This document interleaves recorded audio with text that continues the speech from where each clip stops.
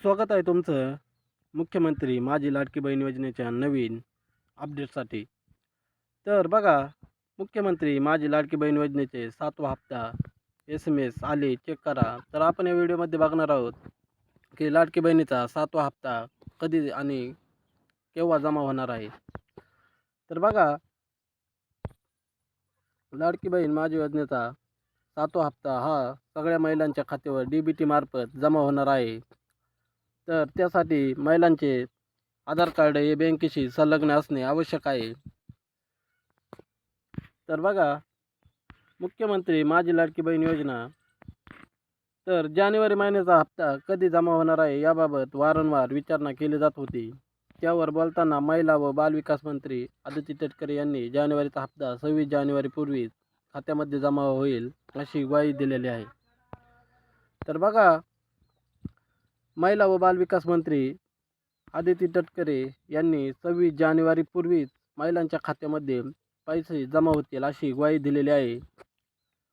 आणि पण बघा महिलांनो, प्राजक्त दिन अर्थात 26 जानेवारी जवळ येत असल्यामुळे 26 जानेवारी जवळ येत असल्यामुळे हप्ता जमा होत नसल्याचे नेमकं काय कारण आहे? तर लाडक्या बहिणीमध्ये यामुळे नाराजी आहे. पण अखेर शुक्रवारी जानेवारीपासून म्हणजे 24 जानेवारीपासून पात्र लाभार्थी महिलांच्या खात्यात पैसे यायला सुरुवात झालेली आहे. त्यानुसार पात्र महिलांच्या खात्यात ₹1,500 जमा होण्यास सुरुवात झालेली आहे. तर बघा, लाडकी बहीण योजनेचा हा 7वा हप्ता DBT मार्फत जमा होत आहे. तर आपण बँकेत जाऊन सुद्धा त्याचे स्टेटस बघू शकता किंवा मोबाईलवरती मेसेज आलेले ते तुम्ही चेक करू शकता. तर 7वा हप्ता हा महिलांच्या खात्यात DBT मार्फत टाकण्यात आलेला आहे. तर महिलांना ही आनंदाची बातमी आहे.